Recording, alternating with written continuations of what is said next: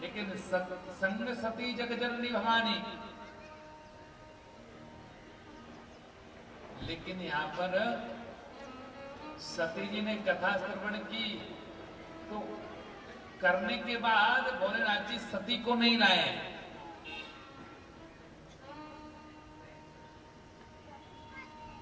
जब गई तो संग सती जग जननी भवानी, पहले जननी बोला, भवानी बोला, और जब वापस आए हैं तो सती के लिए जग जननी ने कहा, ओनली सती कहा। सती को भोलेनाथ जी ने वहीं पर त्याग कर दिया और सती को समझ में नहीं आया। और जब जैसे सती भोलेनाथ जी के साथ में वापस आ रही थी तो रास्ते में जंगल में राम जी दिख गए, लक्ष्मण जी दिख गए। तो भोलेनाथ जी ने प्रणाम किया ऊपर से। सती ने पूछा, ये किसको प्रणाम कर रहे हो भोलेनाथ जी? बोले ये हमारे राम हैं। बोले लेकिन ये राम वन में डोल रहे, घूम रहे। बोले इनकी पत्नी का हरण हो गया है, पत्नी की खोज में निकले हैं। सती को विश्वास नहीं हुआ कि ये भगवान हो सकते हैं। सती आज परीक्षा लेने के लिए निकली। भोलेनाथ जी ने मना किया, मत जाइए, भगवान है, विश्वास कीजिए। सती की समझ में नहीं आया। सती गई तो सती ने मां जानकी जी का रूप ले लिया, सीता जी का रूप ले लिया। और सती जी जैसे ही प्रभु श्री राम के सामने पहुंचते हैं, सोचिए सती का क्या स्थान था राम की नजर में, और सती क्या स्थान लेकर के पहुंच गई। आज भोलेनाथ जी तो बहुत दुखी हैं। जब सती सीता का रूप लेकर के गए और प्रभु श्री राम ने देखा तो यही कहा कि मां स्वामी नहीं आए,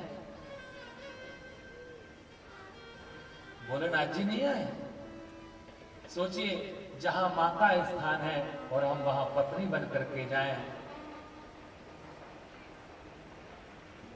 मां का स्थान बड़ा है, पत्नी का स्थान छोटा है।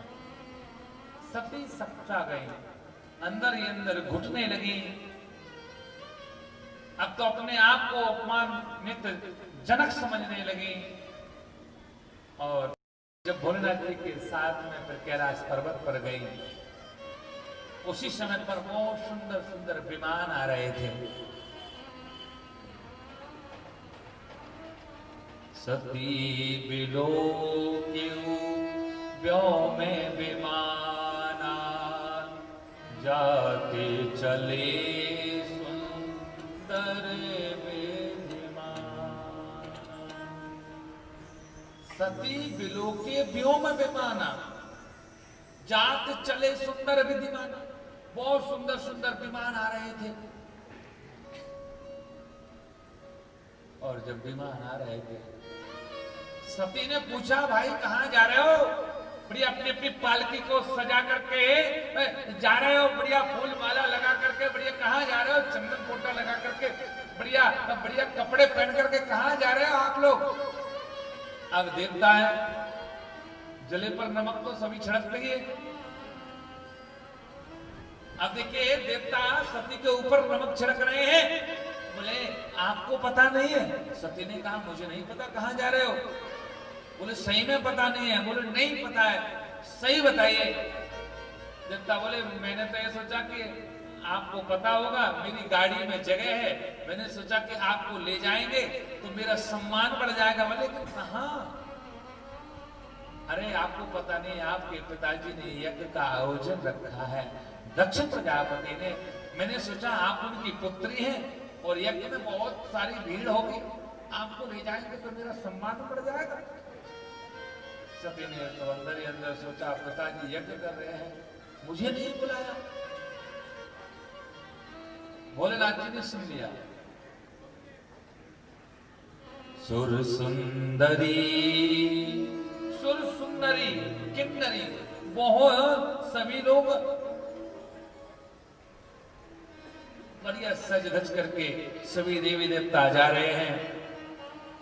और भोलेनाथ जी के पास में जैसे ही सती पहुंचती हैं, अब सती पहुंची तो सती ने भाई पूछा, बोले स्वामी जी आपसे मैं एक बात पूछूं?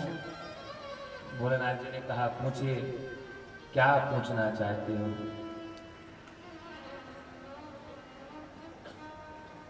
पूछिए ना।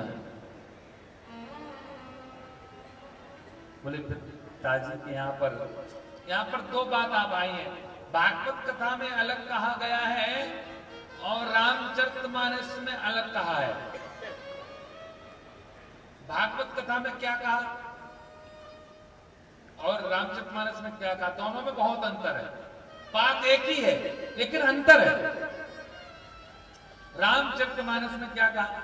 पिता भवन उत्सव परम, जो प्रभु आयुष होय, तो मैं जाऊं कृपा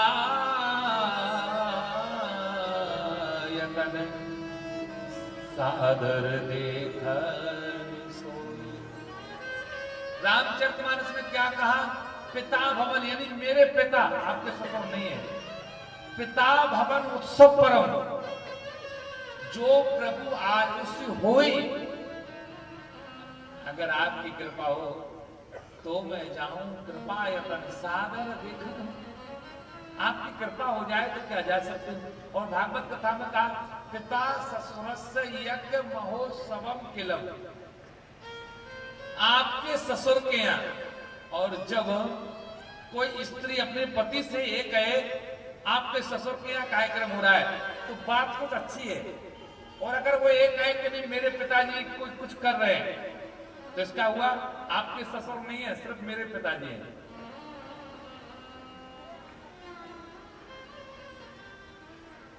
लेकिन यहां पर भोलेनाथ जी ने कह दिया कि तुलसी बहाना जाइए जहां कंचन बरसे में। ऐसी जगह नहीं जाना चाहिए, बिन बुलाए तो कहीं जाना ही नहीं चाहिए।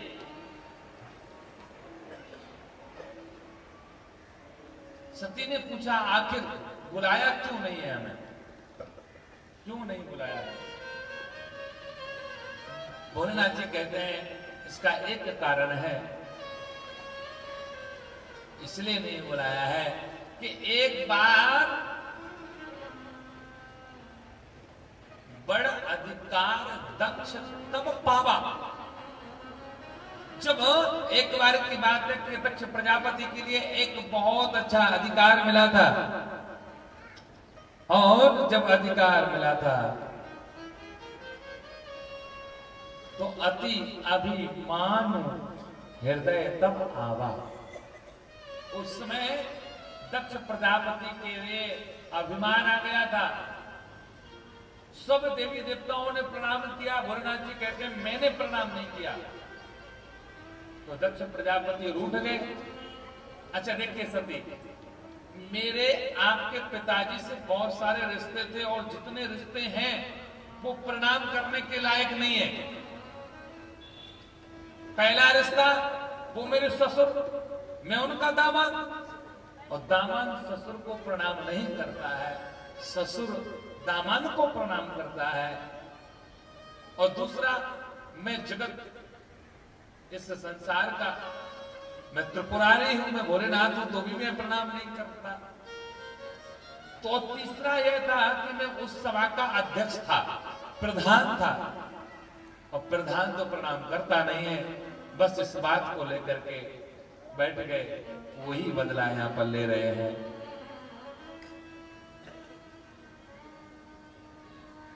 और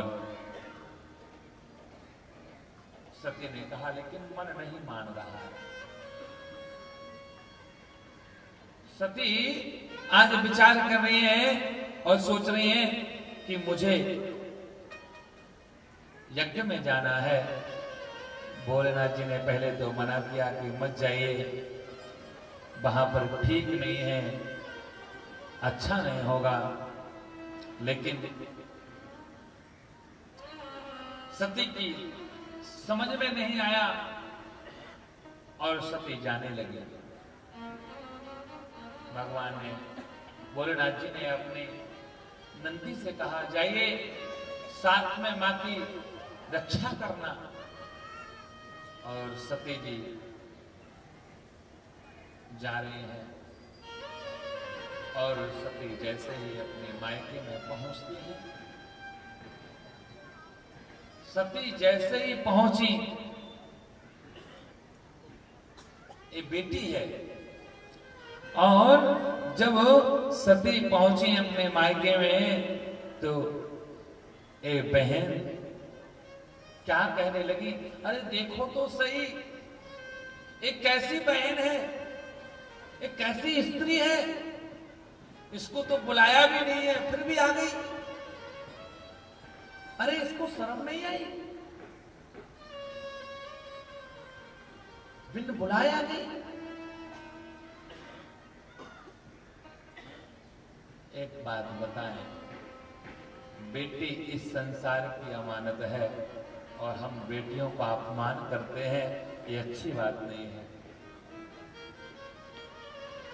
आज के समय अगर किसी के घर में 2-4 बेटी हो जाएं, तो कई लोग अपनी पत्नी को परेशान करने लग जाते हैं।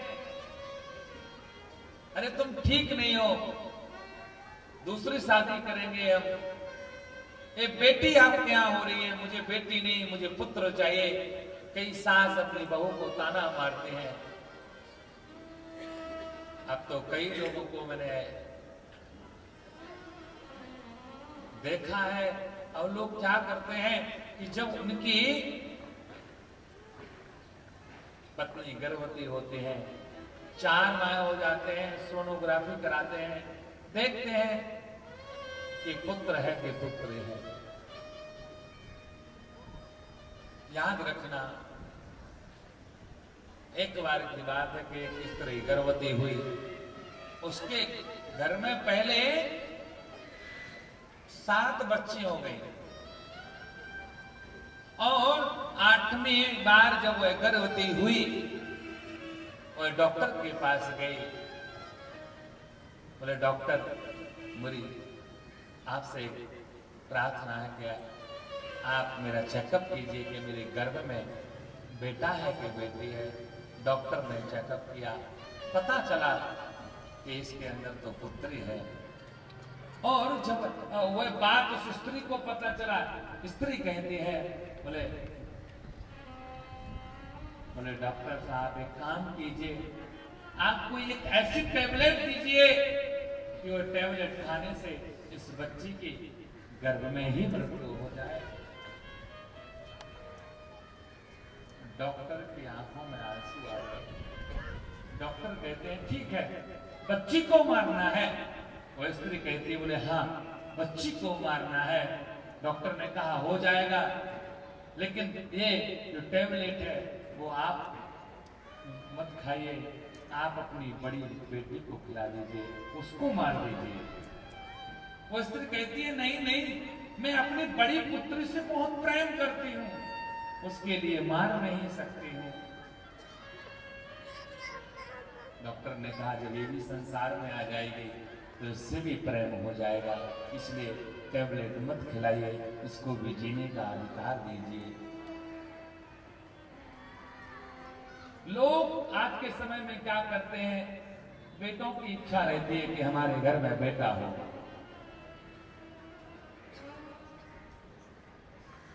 बेटी समुद्र होती है। बेटी क्या होती है? समुद्र होती है। उसको जो भी दो वह सब लौटा देती है। आप लोग समुद्र के किनारे पर रह रहे हैं, समुद्र कोई भी वस्तु अंदर नहीं रखता है, सब बाहर कर देता है। वैसे ही बेटी होती है, बेटी को जो भी आप देते हैं दहेज में, जो भी उसके कन्यादान में देते हैं, वो उसका 1000 गुना बेटी लौटा देती है। भगवान की पूजा के लिए हम जितना खर्च करते हैं, भगवान उसका 10,000 गुना भर देते हैं।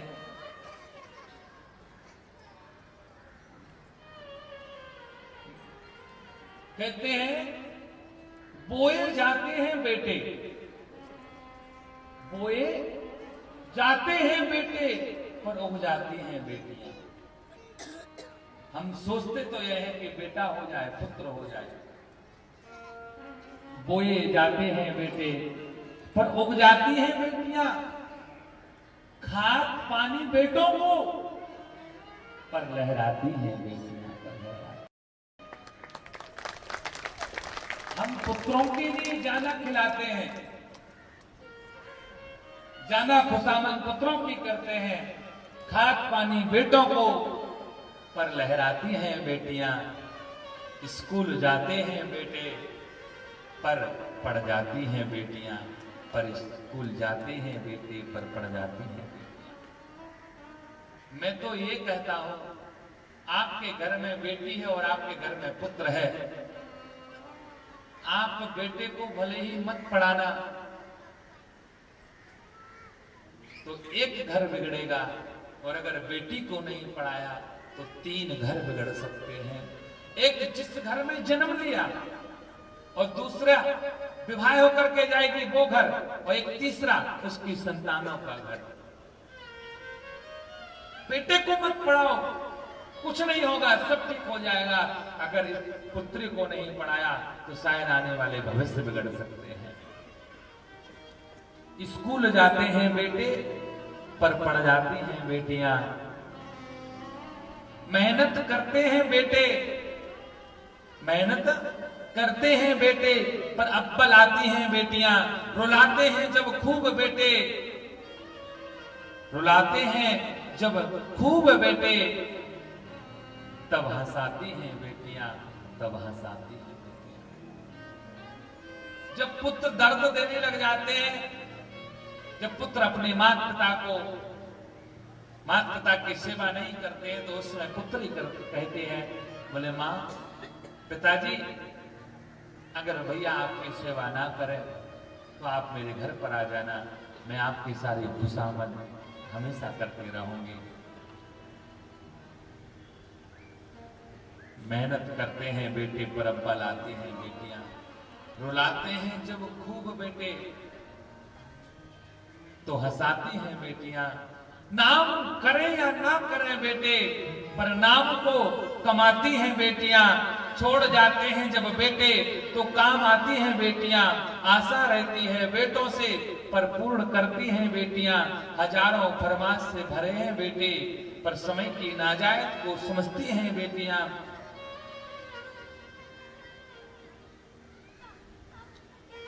जब दर्द देते हैं बेटे तो मरहम लगाती हैं बेटियां। इतने अवगुणों से भरे हुए हैं बेटे, पर बेटों के जन्मदिनों पर बांटी जाती हैं मिठाइयां, पर अब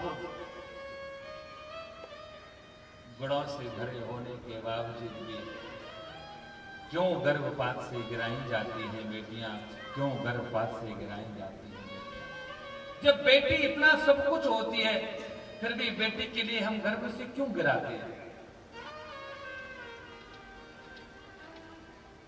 जब बेटी विदा होती है, जब बेटी विदा होती है तो उस समय बेटी क्या कहती है? रोती है और कहती है, मत रो मैया क्यों रोती है, बेटी पराया धन होती है, धनी की हो या निर्धन की, बेटी पराया धन होती है, बेटी पराया धन होती है। बेटी कहती है मत रो भैया, क्यों रोती है? बेटी पराया धन होती है, धनी की हो या निर्धन की, बेटी तो पराया धन है। और जब बेटी जाती है मां रोती है, बेटी रोती है। बेटी सिर्फ एक ही बात कहती है कि मां, भाभी भैया से कह देना कि भाभी भैया से कह देना सावन के महीने में बुला लेना, कि भाभी भैया से कह देना सावन महीने में बुला लेना। सावन के माह में बस बुला लेना। मां, मैं आपसे यही चाहती हूं कि मेरे भैया और भाभी कभी भूल ना जाएं। और देखिए, बेटी की तकलीफ मां ही समझ सकती है, स्त्री की तकलीफ स्त्री ही समझ सकती है। और बेटी रो रही है। आज यहां पर सती भी बहुत रो रही है कि मुझे किसी ने बुलाया नहीं, और जब मैं यहां आ गई तो लोग ताना मार रहे हैं। जब बेटी विदा होती है, जो दृश्य उस समय होता है, जो बेटी पर उस समय जो गुजरती है, आज वह सती के ऊपर गुजर रही है, अपने आप को कोस रही है। एक तो मैंने पति की बात को नहीं माना, और दूसरी बात यह है कि मैं बिन बुलाए आ गई। बेटी हर बात को समझती है। एक बेटी ससुराल में जब जाती है तो इतना ही सोचती है कि मेरी माँ और मेरे भैया और भाभी मुझे याद करते रहें। वो कुछ दें या ना दें, कई बेटी तो इतने अच्छे होते हैं, और बेटी का मन बहुत पवित्र होता है। बेटी अपने ससुराल में अपने मायके की हमेशा बढ़ोतरी करते रहते हैं, पढ़ाई करते रहते हैं कि हमारे मायके का अपमान ना हो जाए। एक बेटी थी, वह बेटी की शादी कुछ नजदीक आ गई, शादी होना था। वह बेटी अपने भाई से बहुत प्रेम करते थे, बहुत प्रेम करते थे। शादी का दिन आया और जब डोली, पिताजी से उस बच्चे ने पूछा, पिताजी भैया नहीं आए, भैया कब आएंगे? बोल रहे थे कि शादी के पहले आ जाऊंगा, नहीं आए। फिर पिताजी आपने बोला कि शादी के दिन भैया आएगा, भैया नहीं आया। जब मेरी बारात सामने आ गई थी, वरमाला का आयोजन हो रहा था, मैंने पूछा पिताजी भैया नहीं आए? आपने कहा कन्यादान के समय आएगा।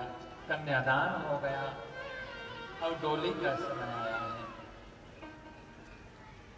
और उसका भाई मिलिट्री में था, जवान था।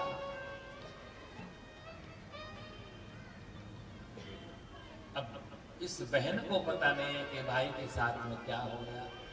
पिताजी को पता है। डोली का समय आया और वह बहन कहती है, बोले पिताजी थोड़ी सी डोली रोक भी दो, मेरा भैया आने वाला है। इस डोली को अभी मत उठाइए, थोड़ी सी डोली रोक भी दो, मेरा भैया आने वाला है। वो अपनी प्यारी लाड़ो को विदाई कराने वाला है। वो अपनी बहन को टोली में बैठा करके वो अपनी बहन की विदाई कराने वाला है। पिताजी भैया को आ जाने दो, कब आएंगे भैया? अब पिताजी रो रहे हैं, बोल नहीं सकते हैं। बहन कहती है, भैया बिन विदा ना कराऊं, भैया बिना मैं ससुराल ना जाऊं। जब तक भैया नहीं आएंगे मैं विदा नहीं कराऊंगी, ना मैं ससुराल जाऊंगी। मुझको उनके गले लग जाने दो, थोड़ी सी डोली रोक भी दो, मेरा भैया आने वाला है, मेरा भैया आने वाला है। बहुत देर हो जाती है और बहन रो रही है और पिताजी से कहती है, उन संग खेली उनसे मैं बोली, भैया बिना मैं जाऊं कैसे, डोली उन्हें अपनी रस्म निभाने दो, मेरा भैया आने वाला है, थोड़ी सी डोली रोक भी दो। जब एक बहन अपने भाई से प्रेम करती है तो बहन भी भाई के बगैर कुछ नहीं करती। अब तो वह बहन कहने लगी, पिताजी भैया को बुला लीजिए, अब ना लड़ूंगी, मैं कुछ ना कहूंगी, भैया जो कहेगा वो मैं कहूंगी।